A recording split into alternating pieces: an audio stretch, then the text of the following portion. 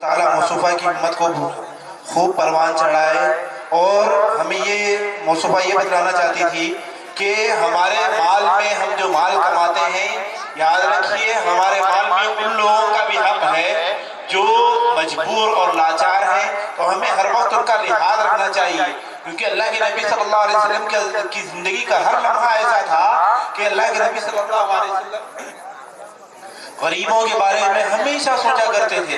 تو یہ جو زکوٰۃ ہے، یاد رکھیے اگر آپ کے پاس کوئی علماء یا مساجد سے یہ اعلان ہوتا ہے کہ آپ اپنی زکوٰۃ نکالیں، تو یاد رکھیے کوئی آپ کے پاس سے قرض نہیں لے رہے ہیں، یا آپ کے پاس سے آپ کا مال تو نہیں چھین رہے ہیں، آپ کمانے کے بعد آپ کا مال نہیں چھین رہے ہیں، بلکہ اللہ تعالیٰ کے حکم کو بجا لانے کے لیے اور اللہ کے نبی صلی اللہ علیہ وسلم کے حکم کو بجا لانے کے لیے آپ کو کہہ رہے ہیں کہ یاد رکھیے اللہ کے اگر ہم یہ کام کر کے نہیں جائیں گے اور اپنا سارا مال اپنے پاس رکھ کر اپنے آپ کو بہت بڑا امیر کہلوائیں گے، تو یاد رکھیے یہ مال نہ ہمارا دنیا میں کام آئے گا نہ آخرت میں کام آئے گا، حرام چیز حرام ہی ہوگی۔ تو مصطفیٰ یہی بتلانا چاہ رہی ہے کہ اللہ نے جب دیا ہے تو اللہ کے راستے میں خرچ کریں اور اللہ کے بندوں کے لیے خرچ کریں۔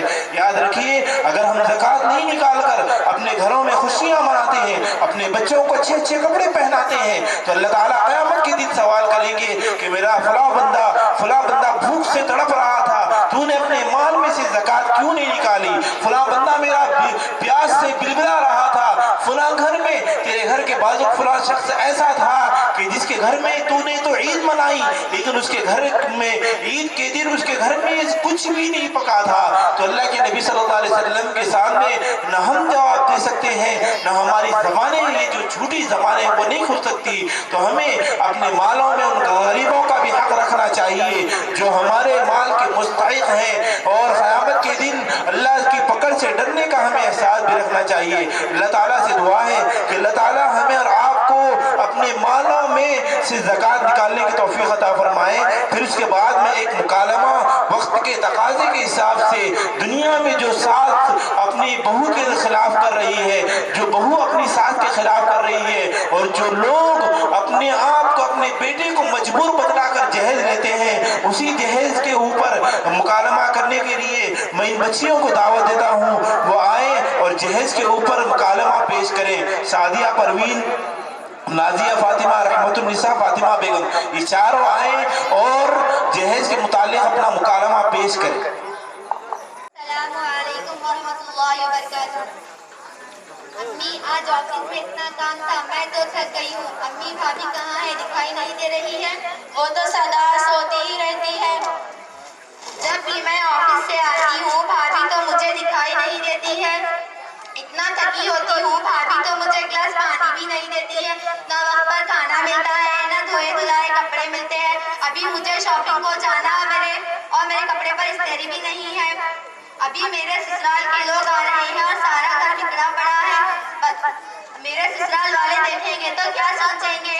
امی تم نے اسے بہو بنا کے لائی ہو یا مالکی؟ کہتی ہے اپنے امی کے کپڑے خود ہی دھویا کرو، آخر سے کس بات کا غرور ہے؟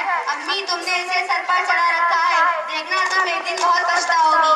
ٹھیک ہے بیٹی، ابھی اس چڑیل کی خبر لیتی ہوں، وہ میری بیٹی کو اتنی تکلیف دے رہی ہے۔ راضیہ، ارے او راضیہ ادھر آ۔ کیا بات ہے امی؟ چل بڑی آئی امی کی بچی، تم کو میں نے بہو بنا کے لائی ہوں یا مالکن؟ کیا تم سب پر حکومت کرنے کے لیے آئی ہو؟ تم نے ابھی تک روبینہ کا کپڑا استری کیوں نہیں کیا اور وقت پر کھانا کیوں نہیں دی ہو؟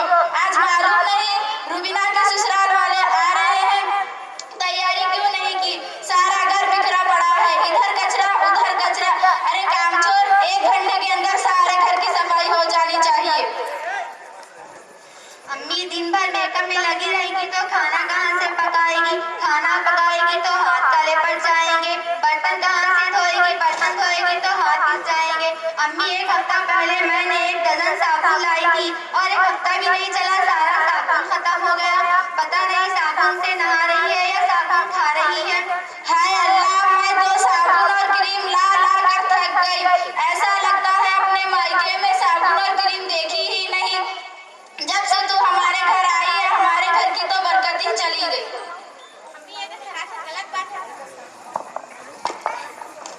امی یہ تو سراسر غلط بات ہے، میں تو وقت پر کھانا بھی دیتی ہوں، کپڑے بھی برابر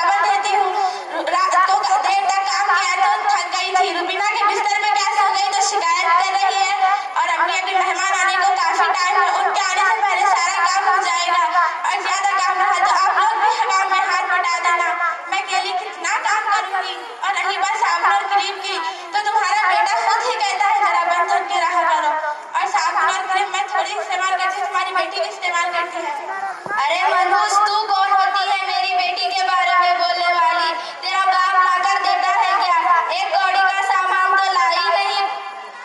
हमने सोचा था आएगी, करेगी, खिलाएगी, लेकिन तू तो सारे घर पर कब्जा करने के लिए आई है। लेकिन अब तेरा यहाँ कुछ भी होगा तो आज ही अपने बाप को फोन करके बोल मुझे आज ही जहेज का सारा सामान चाहिए, और आज के बाद मेरी बेटी के बिस्तर और सामान को हाथ नहीं लगाना, वरना ठीक नहीं होगा। अम्मी, मेरे अम्मी अब्बू से जितना हुआ उन्होंने उतना दिया, मैं अब नहीं ला सकती। तू क्या लाई है भिखारी?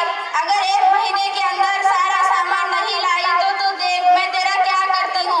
आने दे आज मेरे बेटे को, आज ही तुझे घर से निकाल दूंगी। अस्सलामु अलैकुम रहमतुल्लाहि व बरकातहू। वालेकुम अस्सलाम। आइए बैठिए। बेटा रुबीना, तुम्हारे ससुराल वाले आ गए, चाय नाश्ता लेकर आओ। बर्तन, पलंग और बाल्टी ये सब क्या है? क्या हम भीख में आए हैं? इसमें सोफा, फ्रिज, टीवी और बाइक कहाँ है? आप अपना सामान यहीं रखें और अपनी बेटी भी, हम जा रहे हैं। नहीं आपा, रुक जाए ना। अम्मी रुक जाइए ना। अस्सलामु अलैकुम व रहमतुल्लाहि व बरकातहू। अरे आप लोग ये क्या झगड़े फसाद कर रहे हो? देखो आपा, आपकी यहाँ की औरतें कितने वादे खिलाफ होती हैं। शादी के 1 साल पहले तो कह रही थी कि जहेज का सारा सामान दूंगी, और अब टाल मटोल कर रही है। देखो आपा, शादी में लड़की वालों से जहेज का मुतल्लबा करना हरगिज़ जायज नहीं है। जरा सोचे, कोई माँ बाप अपनी फूल जैसी बेटी को कितने नाजुक से पालते हैं, और शादी के बाद अपने लफ्ज़ जिगर को किसी और के हवाले कर देते हैं। क्या यही कम है जो बेटी को माँ बाप ने बचपन से लेकर जवानी तक कितने लाड़ और प्यार से पाला था, और शादी के बाद इसे तुम्हारे हवाले कर रहे हैं। इसके बाद तुम इनसे जहेज का मुतल्लबा कर रही हो।